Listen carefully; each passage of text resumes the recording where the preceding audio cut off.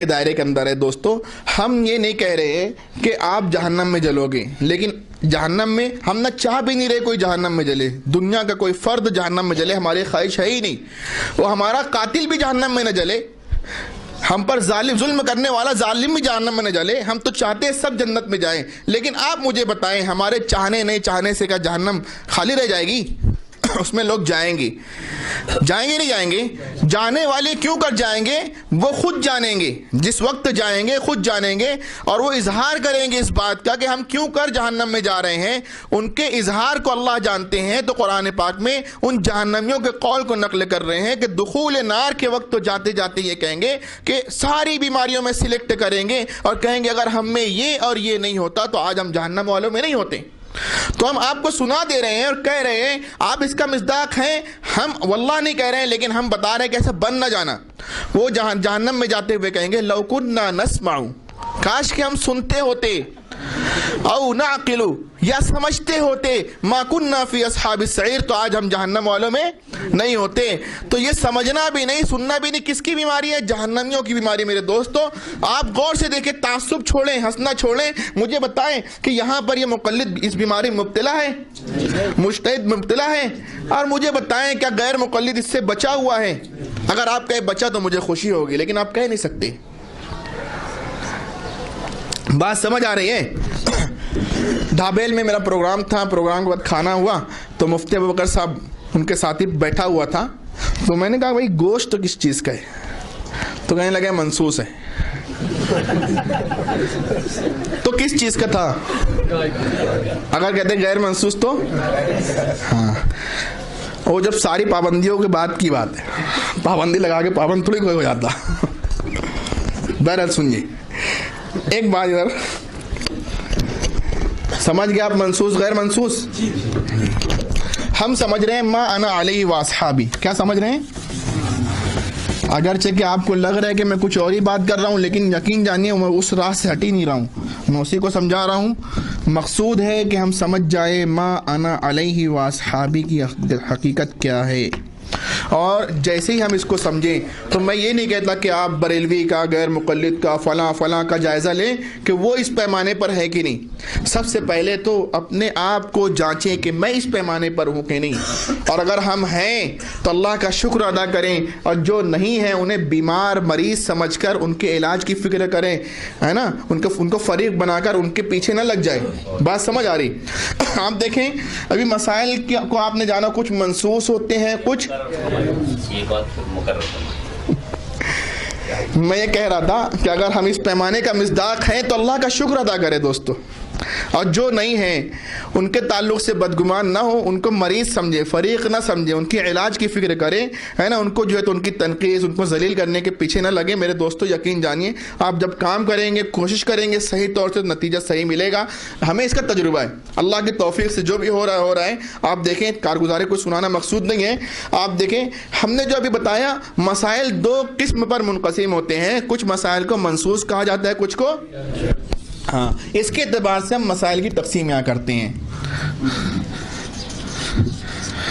یہ جو میں لکھ رہا ہوں اس کو لکھنے کی بھی کوشش نہ کریں، بنانے کی کوشش نہ کریں. یہ سب آپ کو مل جائے گا اس طرح بنا ہوا.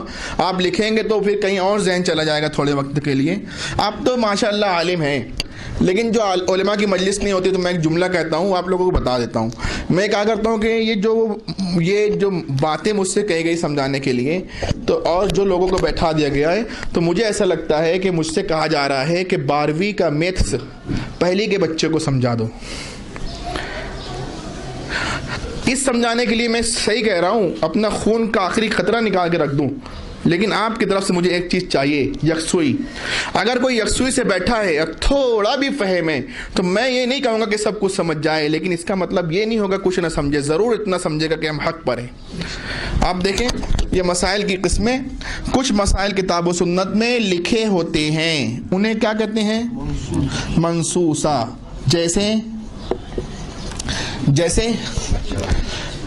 مچھر کا نہیں، مکھی کا، اور بھینس کا، گائے کا. جیسے منسوسہ مطلب مکھی کا اور گائے کا مسئلہ. جیسے گائے اور مکھی کا مسئلہ, بات سمجھ آئی؟ یہ مثال تو آپ لسٹ بنا سکتے ہیں, لیکن یہ دو کو آپ رکھیے سنبھال کر, اس سے بات کسی کو سمجھا دینا آسان ہو جاتا ہے.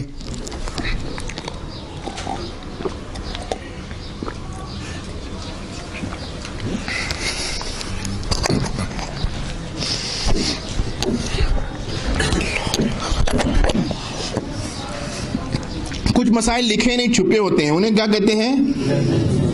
جیسے مچھر اور بھینس کا, ابھی سوچنا پڑتا ہے نا کہ ادھر ادھر نہ ہو جائے.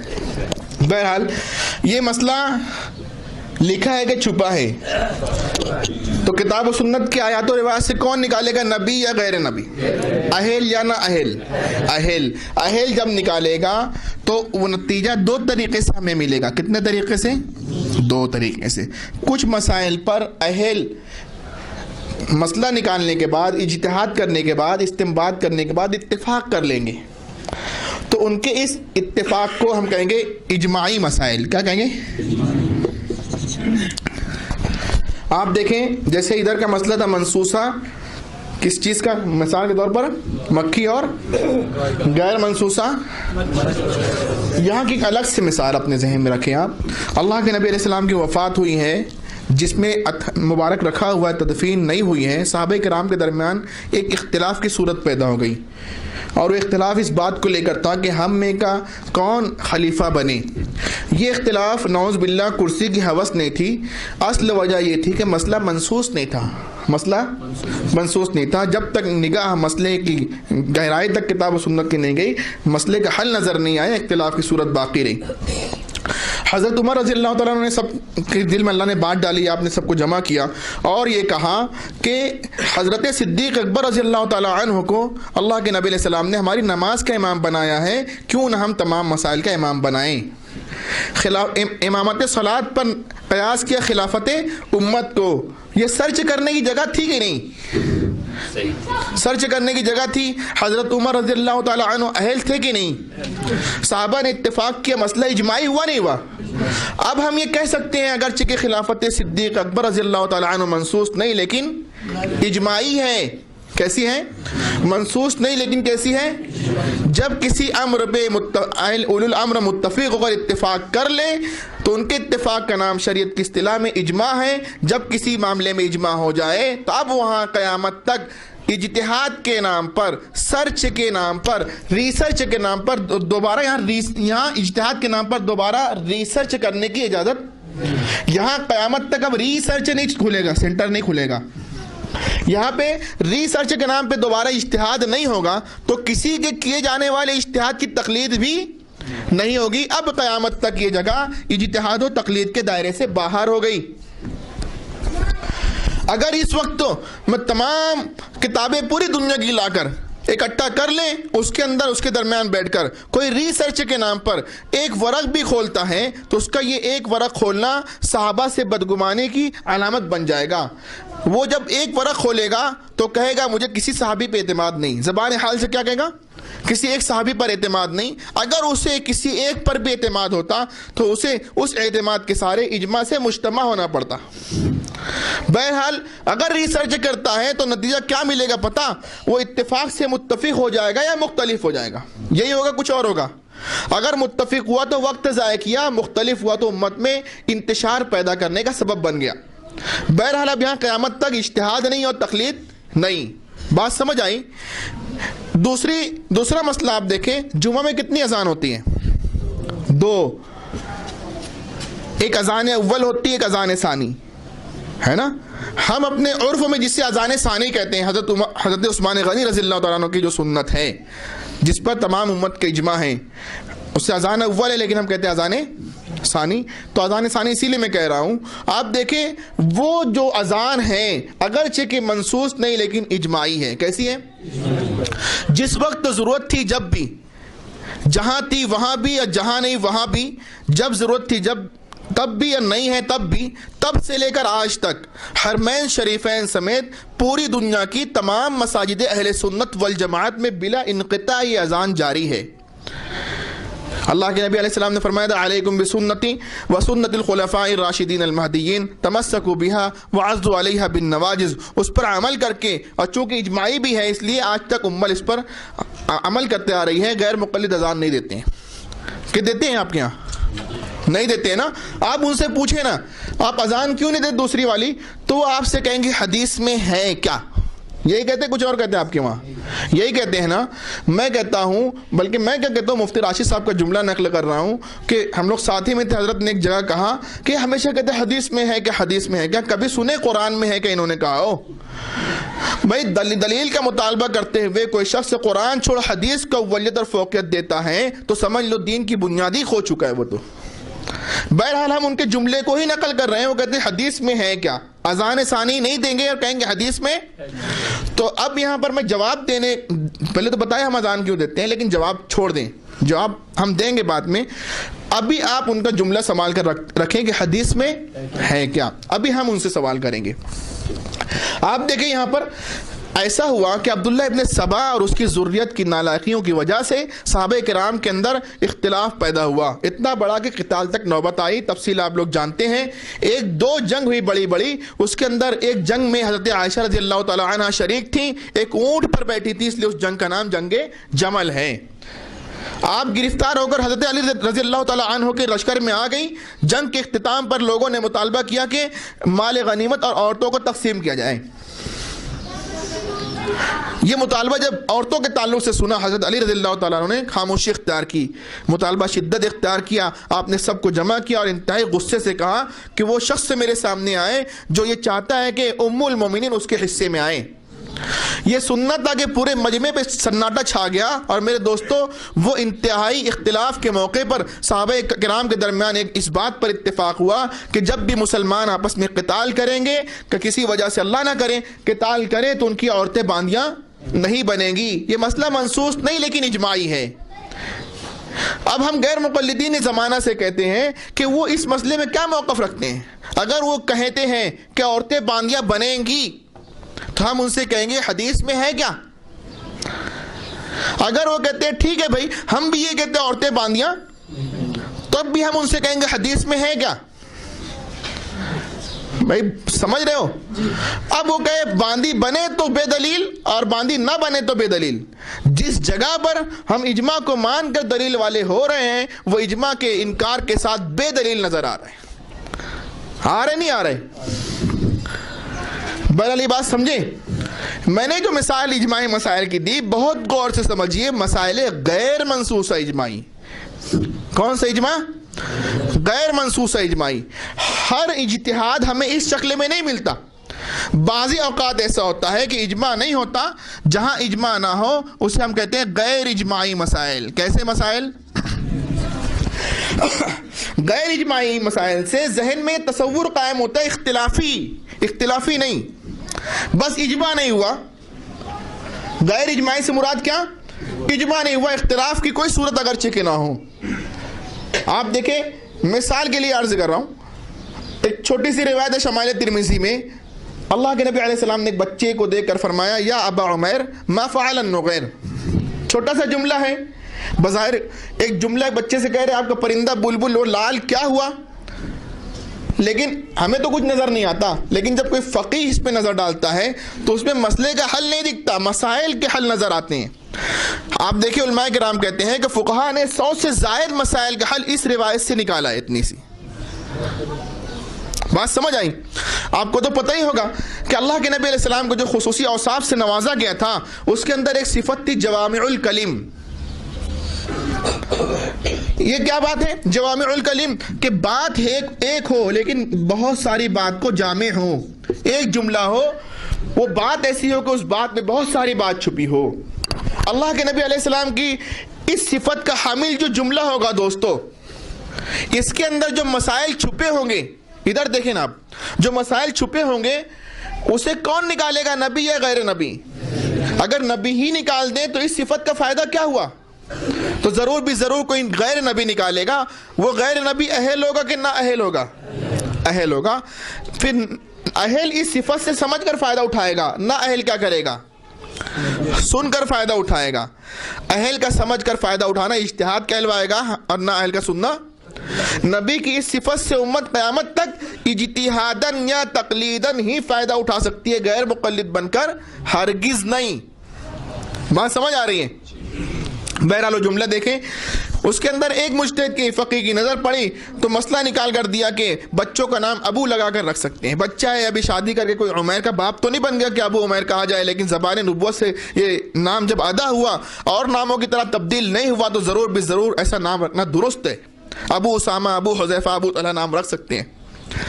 کسی کی نگاہ پڑی تو مسئلہ نکالا کہ بچوں کو پرندہ, چوزا, طوطا یہ سب کھیلنے کے لیے دے سکتے اپنی شرائط کے ساتھ, کیونکہ آپ نے جب کبھی دیکھا تبھی تو پوچھا. اگر آپ جب منع کر دیتے بیٹا آزاد کر دو یا ذبح کر کے کھا جاؤ تو آج اس وقت تو نہیں پوچھتے. تو اس سے جواز کا پہلو نکلا, اس کو فقہاء نے واضح کیا. کسی کی نگاہ پڑی تو اس نے مسئلہ نکالا اور کہا کہ اللہ کے نبی علیہ السلام نے قیامت تک آنے والی امت کے ہر بڑے کو تعلیم دی ہے کہ چھوٹے سے کیسے بات کی جائے. آپ نبی تھے, خاتم الانبیاء تھے, آپ جو ہے تو سب سے بڑے مخلوق میں سب سے بڑے عالم تھے, سب سے زیادہ علم تھا. بہت علمی باتیں نہ کر کے بچے کے ذہن کے مطابق بات کر کے امت کو یہ تعلیم دی کہ ہر بڑا چھوٹے سے اس کے ذہنی سطح کے موافق بات کرے. چونکہ یہ بڑا چھوٹا پن دیکھ چکا ہے, چھوٹا بننا آسان ہے, بڑا ہوگا چھوٹا بنے گا. اس کا نام تواضع ہے, تواضع اختیار کرے گا اللہ اسے اور بلند کر دے گا, اللہ کی نگاہ میں بلند ہو جائے گا. اس کو تو یہ فائدہ ہوا, چھوٹے کو بڑے کی ذات سمجھ کر اس کی ذات سے فائدہ اٹھانا آسان ہو جائے گا. اس کے برعکس آپ دیکھیں, چھوٹا جو ہے بڑا پن دیکھا نہیں, بڑا بنے گا, بن نہیں پائے گا, تکبر کہلوائے گا, اللہ کی نگاہ میں مقبوض تو ہوگا اور بڑے کی ذات سے فائدہ بھی نہیں اٹھا پائے گا. آپ دیکھیں 3 مسائل میں نے بتائے وہ اس روایت سے نکلے, اس پر اجماع کسی پر نہیں ہے, لیکن کیا آپس میں اختلاف بھی ہے. بتانا مقصود یہ ہے کہ غیر اجماعی سے آپ یہ تاثر نہ لے کے اختلافی. بات سمجھ آ رہی؟ بہرحال یہ بات سمجھ گئے. یہی وہ جگہ ہے,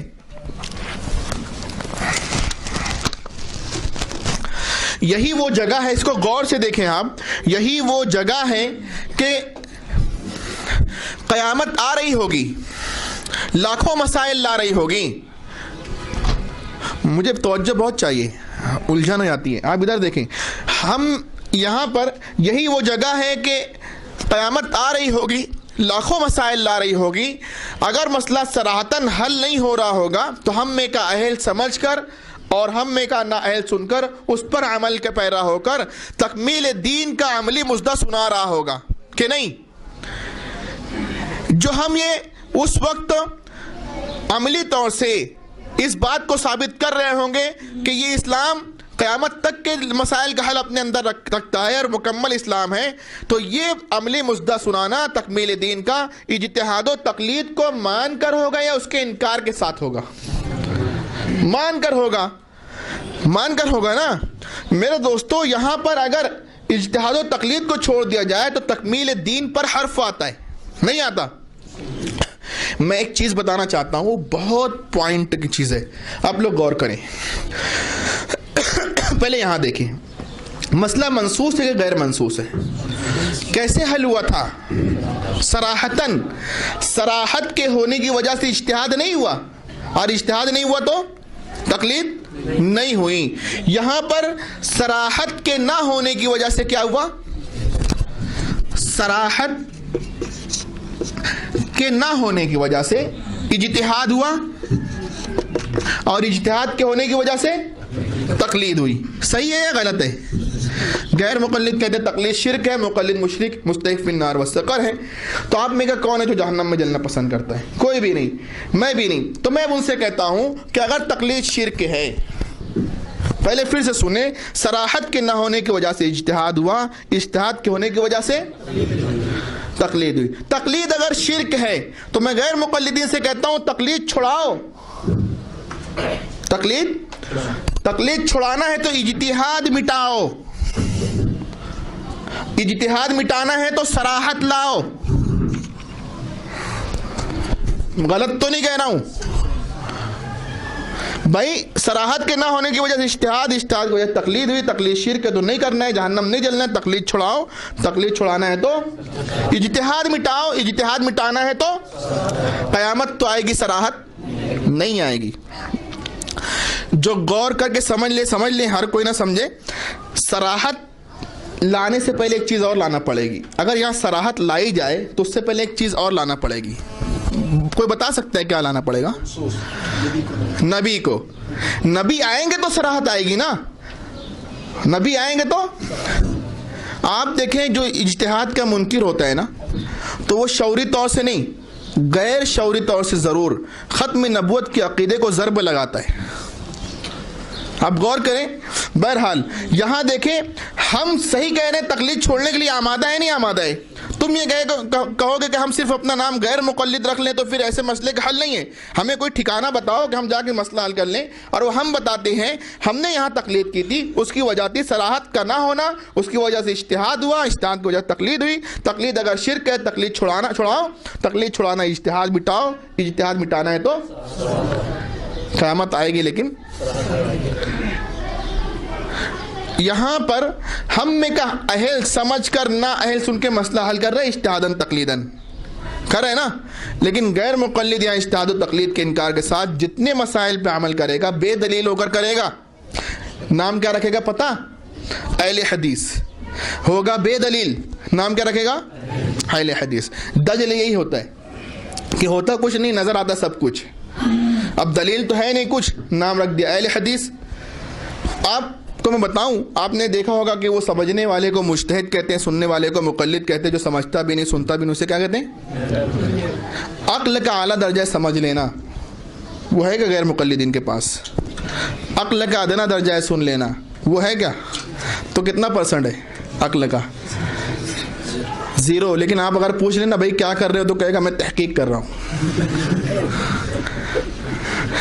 مچھر اور مکھی کے سامنے, مچھر اور بھینس کے سامنے بے دلیل نام کیا؟ اہل حدیث. آدمی کسی چیز کو ثابت کرتا ہے تو دلائل میں عقل اور نقل کا استعمال کرتا ہے کہ نہیں؟ عقل اور عقل کا اور نقل کا غیر مقلد کے پاس 0% ہے نہیں ہے. لیکن نام اونچا اونچا رکھ دیا ایک دم اپوز. عقل نہیں تو محقق ہے, حدیث نہیں تو اہل حدیث ہے. دھوکہ ہی دھوکہ بھرا پڑا ہے. بہرحال آپ دیکھیں اتنا سب کچھ سمجھ گئے, تھوڑا اس طرف دیکھتے ہیں. میں ایک جملہ کہتا ہوں, جب جب اجتہاد ہوگا تب تب اجتہاد نہیں تو تقلید بھی نہیں. تو اجتہاد تو صرف 2 ہی جگہ ہوتا ہے. کتنی جگہ؟ تو تقلید کتنی جگہ ہوگی؟ 2 ہی جگہ ہوگی. اس میں سے ایک جگہ آپ جان گئے, مسائل غیر منصوصہ. پلس سمجھنے کے لیے غیر اجماعی بھی کر دیں, کیونکہ اجماع ہونے کے بعد وہ اجتہاد و تقلید سے بہرحال خارج ہو جاتا ہے اس دائرے سے. یہاں دیکھیں مسئلہ منصوص ہے, لیکن ایسا ہوتا ہے کہ کچھ مسائل میں ایک سے زائد احکامات مذکور ہوتے ہیں, روایات ہوتی ہے, بظاہر ٹکراؤ نظر آتا ہے, بظاہر تعارض نظر آتا ہے. ایک معاملے میں 2 طرح کی روایات احکامات نظر آتے ہیں. ایسے مسائل کو ہم کہتے ہیں مسائل منصوصہ, لیکن ٹکراتے ہوئے متعارضہ. کیا کہتے ہیں؟ متعارضہ. تعارض ہو گیا, رفع الیدین کی بھی روایت ہے, نئی کی بھی روایت ہے, آمین بالجہر کی ہے تو بالسر کی بھی ہے, قرأت خلف الامام کے جواز کی ہے تو عدم جواز کی بھی ہے نہیں ہے. تو دیکھیں یہ اس طرح مسئلہ متعارض ہو جاتا ہے. یہ معاملہ ہر جگہ نہیں ہوتا, یہ معاملہ ہر جگہ نہیں ہوتا. جہاں نہیں ہوتا, جو حکم دیا گیا ہے آیت و روایت میں اس کے خلاف کا وجود ہی نہیں ہوتا, تو ایسے مسائل کو ہم کہتے ہیں مسائل منصوصہ غیر متعارضہ. مسائل منصوصہ غیر متعارضہ. آپ دیکھیں یہاں پر عمل کے لیے ہمیں سلیکشن کرنا ہوگا, لیکن یہاں عمل کے لیے سلیکشن کی کوئی ضرورت نہیں ہے. یہاں سلیکشن کے لیے اجتہاد ہوگا, جو دیکھ رہا ہوگا نا وہی سمجھ رہا ہوگا. یہاں پر مجھے بتائیں جو مسئلہ منصوص اور غیر متعارض ہے, یہاں سلیکشن کے لیے اجتہاد ہوگا.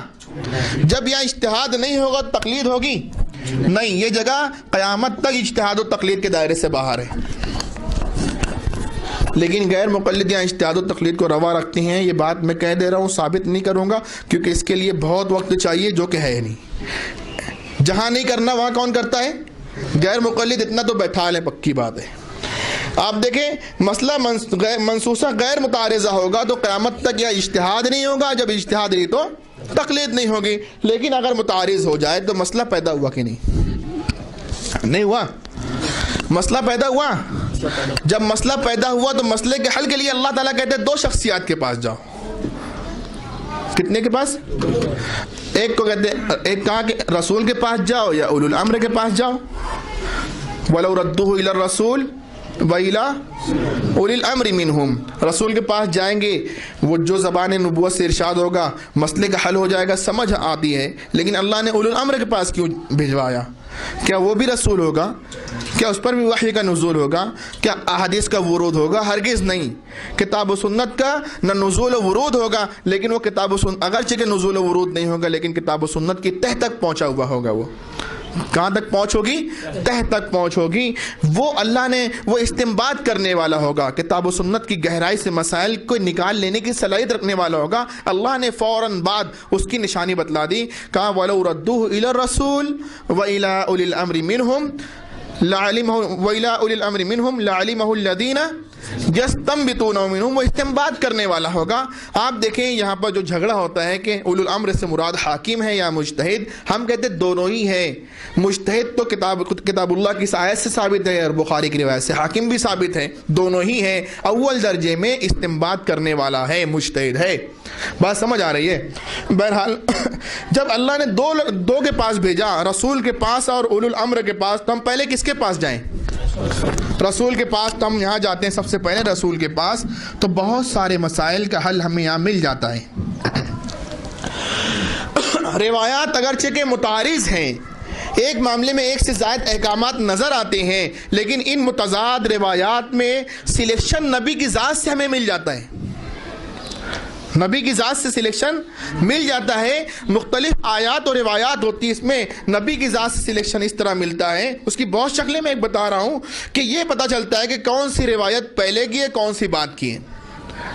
کیا پتہ چلتا ہے؟ کون سی پہلے کی ہے، کون سی بات کی ہے۔ جب نبی علیہ السلام کی ذات سے یہ پتہ چل جائے کہ یہ روایت بات کی اور یہ پہلے کی، عمل کس پر ہوگا؟ بعد والی پہ، پہلے والی پہ یا بعد والی پہ؟ بعد والی پہ۔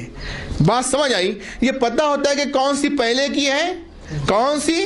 ایسی روایت کو ہم کہتے ہیں منسوخہ متعارضہ، لیکن معلوم التقدیم والتاخیر۔ کیا کہتے ہیں؟ آپ دیکھیں قبر کی زیارت کا بھی حکم دیا گیا، قبروں کی زیارت سے منع کیا، اور ڈھانے کی بھی روایت موجود ہے، لیکن منع اور ڈھانے کی روایت پہلے کی ہے، زیارت کی بات کی ہے۔ تو بتاؤ عمل کس پر ہوگا؟ زیارت والی یا ڈھانے والی پر؟ حدیث تو دونوں ہوگی، حدیث کے دائرے سے وہ باہر نہیں ہو جائے گی پہلے والی، لیکن سنت تو بعد والی ہی ہوگی۔ ایمان لانا دونوں پہ ضروری ہوگا، لیکن عمل کرنا ایک پر ہوگا، بعد والی پر۔ اب اگر کوئی پہلے والی پر فتویٰ دے کر قبروں کی زیارت سے منع کرے یا قبر اٹھانے کی کوشش کرے، اس کا عمل مدلل تو ہوگا لیکن غلط ہوگا۔ بات سمجھ آ رہی ہے؟ وہ قبر ڈھاتے ڈھاتے اسلام بھی اپنا ڈھائے گا، کیونکہ نبی کے سلیکشن کو ٹھکرائے گا۔ بہت مثال نہیں دے کر میں ایک مثال اور دیتا ہوں۔ شروع اسلام میں 3 دن سے زائد قربانی کا گوشت رکھنا منع تھا، بعد میں اجازت دی گئی۔ اگر ابھی کوئی مفتی صاحب یہ فتویٰ دے کہ 3 دن سے زائد گوشت رکھنا منع ہے، ان کا فتویٰ، اس کے لیے دلیل تو لا سکتے ہیں، لیکن فتویٰ غلط ہوگا نہیں ہوگا؟ بھائی ان کی بات مدلل ہوگی لیکن فتویٰ غلط ہوگا۔ اب اس پر جو ہے تو اس کے اوپر فتویٰ دینا جائز اور درست نہیں کہ 3 دن سے زائد گوشت رکھنا حرام ہے، کیونکہ پہلے کی روایت ہے، بعد والی پہ عمل ہوگا۔ بات سمجھ آ رہی؟ اب مثال اور نہ دیتا ہوں، آپ سمجھ لینا احادیث میں یا کتاب و سنت کے اندر ناسخ و منسوخ کا جو مسئلہ ہے وہ یہیں سے تعلق رکھتا ہے۔ ہر منسوخ روایت آیت و روایت تو ہوتی ہے لیکن قابل عمل نہیں ہوتی۔ ہر ناسخ وہ بھی آیت و روایت ہوتی ہے لیکن قابل عمل ہوتی ہے، بظاہر تعارض نظر آتا ہے، لیکن جب ہم یہاں پر نبی کی ذات سے سلیکشن پاتے ہیں تو کیا یہاں کوئی غیر نبی کتنی بڑا امام ہو کر آئے اسے سلیکشن کے اختیار ہے؟ یہاں سلیکشن کے لیے اجتہاد ہوگا۔ جب یہاں اجتہاد نہیں ہوگا تو تقلید ہوگی نہیں، ہرگز نہیں۔ جگہ اجتہاد و تقلید کے دائرے سے ہر وقت باہر رہے گی۔ یہ بات سمجھ آ گئی؟ اگر ایسا نہ ہوا، مسئلہ منسوخ ہے لیکن ٹکراتا، اور اس جگہ ہم نبی علیہ السلام کا سلیکشن بھی نہیں پاتے، تو اس جگہ کو ہم کہتے ہیں، اس جگہ کو ہم نام دیتے ہیں کہ یہ منسوخہ متعارضہ غیر معلوم التقدیم والتاخیر ہے۔ آپ سمجھ لیں ادھر کیسی؟ غیر معلوم التقدیم والتاخیر۔ تھوڑا یہاں غور کریں، مسئلہ منسوخ ہے، لکھا ہے کہ چھپا ہے؟ بولتے بھی رہے. تعارض ہوا لیکن لکھا ہے یا چھپا ہے؟ لکھا ہے. نبی کا سلیکشن نہیں پتا، لکھا ہے یا چھپا ہے؟ بول ہی نہیں رہے آپ لوگ. تو لکھا ہے نا. تو جب لکھا ہے تو ہم تک وایا صحابہ آئے گا کہ ان کے بغیر آئے گا؟ صحابہ کے واسطے سے ہی آئے گا نا. تو اس جگہ پر سلیکشن کا کرنے کا موقع سب سے پہلے ہمیں ملے گا یا صحابہ کو؟ صحابہ کو ملے گا. تو اس جگہ صحابہ کے سلیکشن کو دیکھنا ہے، اپنے طور سے خود سلیکٹ کرنا ہے. صحابہ کے سلیکشن کو دیکھنا ہے نا. سب سے پہلے ہم صحابہ کے سلیکشن کو دیکھتے ہیں. تو بہت جگہ پر صحابہ نے ہمیں سلیکشن کر کے ایسا سلیکشن دیا ہے کہ کسی ایک کو سلیکٹ کر کے اس پر متفق ہو گئے. کسی ایک کو یہاں پر انہوں نے کسی ایک کو سلیکٹ کر کے اس پر اجماع کر لیا ہے. ایسے مسائل کو ہم کہتے ہیں اجماعی مسائل. صحابہ ایک پر عمل کرنے پر اور باقی کے چھوڑنے پر متفق ہو گئے. جب صحابہ نے ہمیں اجماعی سلیکشن دیا تو اس جگہ ہمیں کیا کرنا چاہیے؟ کیا روایات کے اختلاف کو بہانہ بنا کر خود اجتہادی کرنا چاہیے یا صحابہ کے اتفاق سے متفق ہو جانا چاہیے؟ بالکل یہی کرنے کا کام ہے. تو ہم یہاں پر صحابہ کے ساتھ متفق ہیں. ہم آنکھ بند کر کے صحابہ کے ساتھ کھڑے ہوئے ہیں. میرے دوستو، ہم تو تحقیق کرنے کے اہل ہی نہیں تھے کہ آنکھ کھول کے چلے جائیں. لیکن ہم نے کہا جو اہل تھا، جو یہاں تحقیق کر سکتا تھا، جو یہاں سلیکشن کر سکتا تھا، وہ بھی اپنی آنکھ بند کر کے مجتہد بن کر آنکھ بند کر کے صحابہ کے ساتھ متفق ہے. ہم حنفی ہی متفق نہیں، ابو حنیفہ بھی متفق ہے. ہم مالکی، حنبلی، شافعی متفق نہیں، یہ ائمہ ثلاثہ بھی متفق ہے. پوری امت یہاں صحابہ کے اتفاق سے متفق ہو کے کھڑی ہے. غیر مقلد جو ہے اختلاف روایات کا بہانہ بنا کر اور صحابہ کے خلاف کچھ سلیکٹ کر کے یہاں پر کھڑا ہوا ہے اور کہہ رہے ہیں کہ میں اس پر حدیث پر عمل کر رہا ہوں. مثال کے طور پر آپ سنیں، عوام میں جاتا ہے، کہتے ہیں 3 طلاق ایک ہوتی حدیث ہے. کیا کہتے ہیں؟ ہم کہتے ہیں 3 طلاق 3 ہوتی ہے، اس پہ اجماع ہے. یہی کہتے ہیں، کچھ اور کہتے ہیں. عوام کو اجماع کچھ نہیں جانتی. عوام تو وہ جانتی حدیث. کیا جانتی ہے؟ وہ سوچتی اجماع ہوگی کوئی بلا، لیکن حدیث تو ان کے پاس ہے. یہ ہمارا بھی غلطی اس کے اندر ہے. ہمیں بتانا چاہیے عوام کو کہ اگرچہ کہ اس کے پاس حدیث ہوگی، ہمارے پاس احادیث کا ذخیرہ ہے اور پلس تمام صحابہ ہمارے ساتھ ہیں. جن کی روایت وہ سنا رہے وہ صحابی بھی ہمارے ساتھ کھڑے ہوئے ہیں. بات سمجھ آ رہی ہے؟ کھڑکی بند کر دینا، یہاں سے کھڑکی بند کر دیں.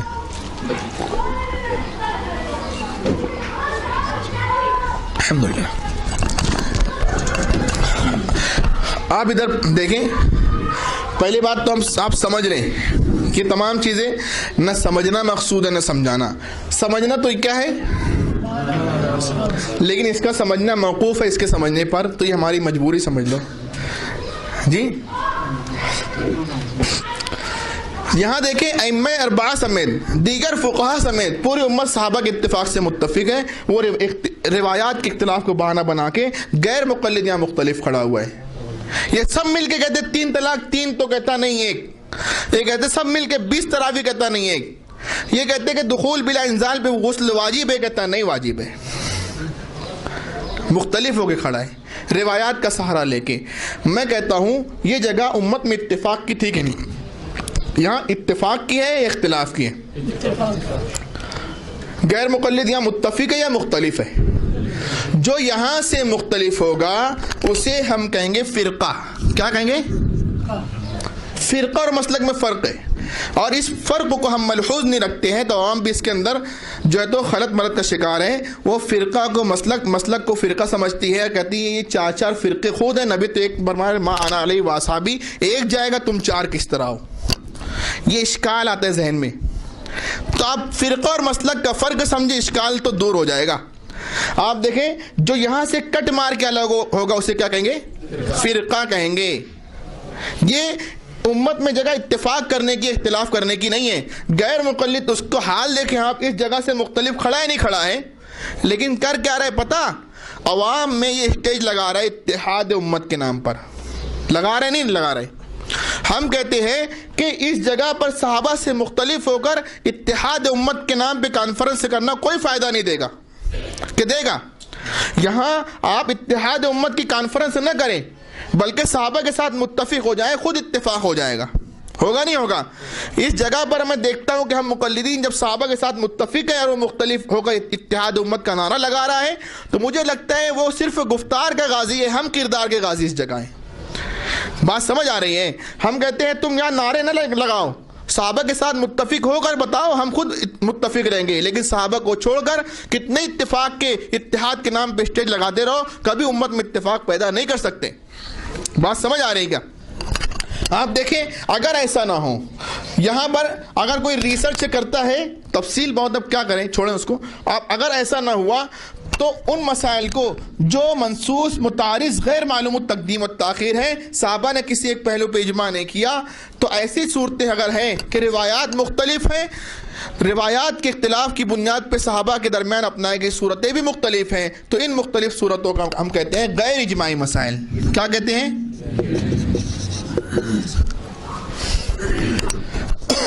کتنا سمجھے آپ لوگ؟ مسئلہ منصوص ہے، غیر متعارض ہے، تو نہ اجتہاد ہے نہ تقلید ہے، متعارض ہے لیکن نبی کا سلیکشن موجود، معلوم التقدیم والتاخیر، نہ اجتہاد نہ تقلید۔ اگر وہ غیر معلوم التقدیم والتاخیر ہو بھی گیا لیکن صحابہ اتفاق کر لیے، تب بھی اجتہاد تقلید روا نہیں۔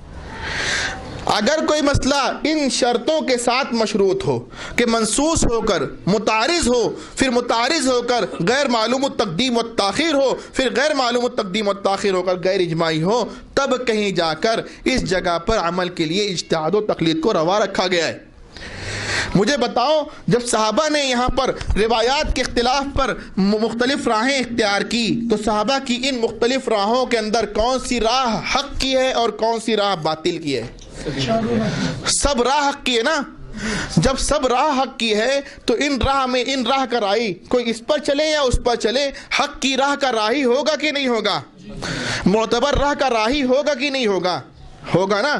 اب دیکھیں، جب یہاں مختلف راہیں ہمیں صحابہ کے درمیان نظر آ رہی ہے، میں تھوڑا ادھر ہی متوجہ رہیں، مجھے بہت ڈسٹرب ہو رہا ہے۔ آپ دیکھیں اگر اس طرح مختلف روایات کی بنیاد پر صحابہ کرام نے مختلف راہیں اختیار کی ہیں، تو ان مختلف راہوں میں بیک وقت ہم سب پر چلیں گے یا ایک پر چلیں گے؟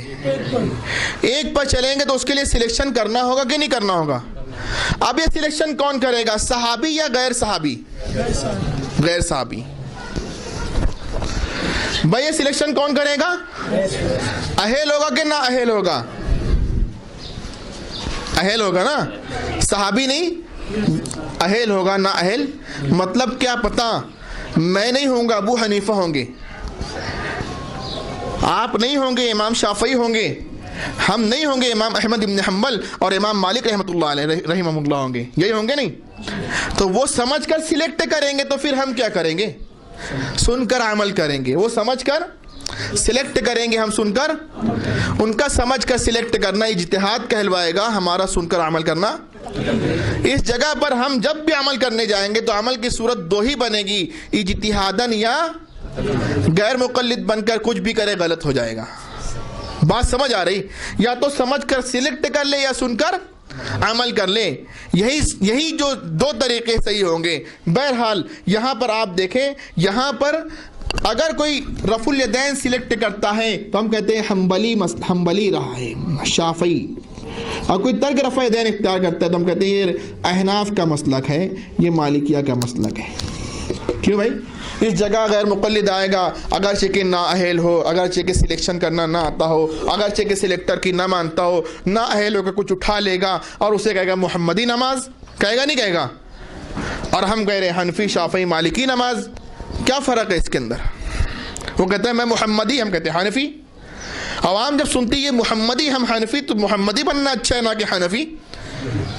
لگتا ہے دھوکہ نہیں لگتا ہے؟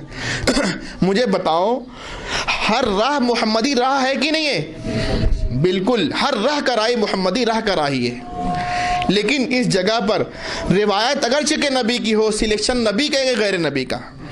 یہاں پر ثابت سب ہے، حق سب ہے، معتبر سب ہے، لیکن بہتر کوئی ایک ہے کہ نہیں ہے؟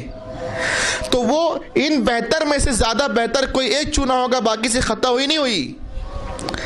جس سے خطا ہوئی وہ خطا کی نسبت نبی کو نہ لگے، اس لیے ہم نے اس مسئلے کو سلیکشن کرنے والے کی طرف منسوب کر دیا۔ بات سمجھ آ رہی ہے؟ اب اس جگہ جب وہ اپنی نماز کو محمدی کہتا ہے تو دوستو کیا نبی کا سلیکشن بتاتا ہے؟ نہیں، نبی کے نام پہ دھوکہ دیتا ہے۔ کیا وہ خود محمد ہے کہ سلیکشن کو محمدی کہہ رہے ہیں؟ نہیں، جس جگہ وہ حنفی شافعی مالکی کے مقابلے میں محمدی کہہ کے امت کو دھوکہ دے رہا ہے، خود بھی دھوکہ کھا رہا ہے، نبی کے نام پہ جھوٹ بول رہا ہے وہ۔ بہرحال آپ ایک بات یہاں دیکھیں کہ ان راہوں کے اندر کوئی اگر ہم سے یہاں متفق ہو جاتا ہے، کوئی اگر یہاں صحابہ کرام سے متفق ہو گیا، یہاں آ کر مختلف ہو گیا، تو اسے ہم کہتے ہیں مسلک۔ کیا کہتے ہیں؟ اگر کوئی یہاں پر مختلف ہو گیا، یہاں آ کے یہاں جب کوئی متفق ہونے کے بعد یہاں مختلف ہوتا ہے تو اسے ہم کیا کہتے ہیں؟ مسلک۔ جب یہاں متفق ہو گیا، یہاں آ کے رفع الیدین کرے تو ہمارا ہے، نہ کرے تب بھی ہمارا ہے، سورہ فاتحہ پڑھے تب بھی ہمارا ہے، نہ پڑھے تب بھی ہمارا ہے، وہ آمین بالجہر کہے یا بالسر کہے، ہر حال میں ہمارا ہے۔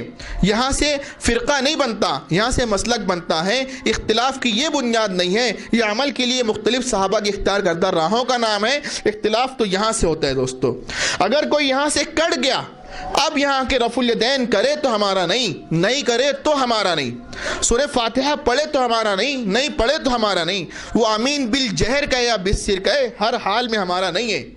ہم ان سے یہ نہیں کہتے کہ اے غیر مقلدو آ جاؤ یہاں پر آ کے اس لائن میں ہم سے متفق ہو جاؤ۔ ہم ان سے کہتے ہیں اس لائنوں میں، ان لائن میں کہیں بھی جا کے کھڑے ہو جاؤ، لیکن خدارا صحابہ کے اتفاق سے متفق ہو جاؤ، ہمارے بن جاؤ گے۔ اگر تم صحابہ کے اتفاق سے متفق نہیں ہوگے تو کتنی ہی صورت ہماری جیسی بناؤ، ہمارے ہرگز نہیں بن سکتے۔ بات سمجھ آ رہی بھی دوستو؟ بات سمجھی؟ یہ تو ہمارا موقف۔ ہمارے ائمہ نے یہاں کیا کیا پتہ آپ لوگ؟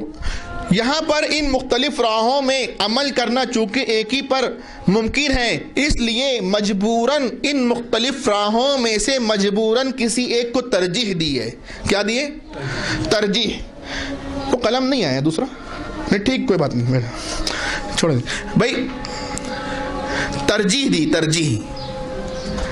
ترجیح دینا مرجو کی تردید نہیں ہوتا، ترجیح دینا مرجو کی۔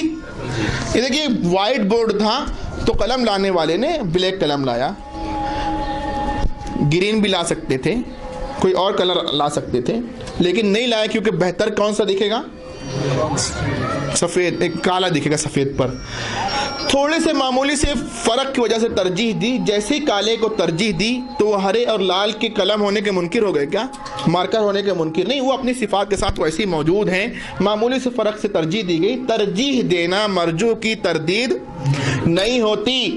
یہاں پر وہ بھی ترجیح مجبوراً اس لیے دی کہ عمل کرنا جو ہے، عمل کے لیے مجبوراً ترجیح دی، پھر اپنی ترجیح کی تبلیغ نہیں کی، اپنی ترجیح کی اور اپنے مرجو کی تردید نہیں کی۔ یہ جگہ ترجیحی تو ہے، تبلیغی تردیدی نہیں ہے۔ تبلیغی تردیدی کیوں نہیں ہے دوستو پتہ؟ وہ اس لیے کہ جب یہاں ہم ترجیح دیتے ہیں، ترجیح دینے والا نبی ہے غیر نبی، معصوم عن الخطا یا خطا کا احتمال بھی، تو جب وہ مجتہد اگرچہ کے بن کر ترجیح دے گا اور ثواب جانے گا، لیکن احتمال خطا ہوگا نہیں ہوگا، تو جہاں خطا کا احتمال ہو تبلیغ کیوں کی جائے گی بھائی؟ جس کو ہم نے مرجوح گردانا، اگرچہ کہ ہمارے نزدیک خطا ہے لیکن احتمال ثواب ہے نہیں ہے، تو احتمال ثواب جہاں اس کی تردید کیوں کی جائے گی؟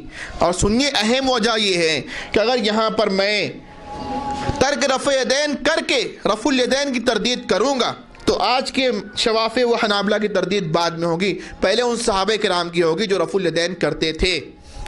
اگر میں رفع الیدین کرتے ہوئے احناف و مالکیہ کی تردید کروں گا، ترک رفع یدین والوں کی تردید کروں گا، تو آج کے احناف و مالکیہ کی تردید بعد میں ہوگی، پہلے ان صحابہ کرام کی ہوگی جو ان مسائل پہ عامل تھے۔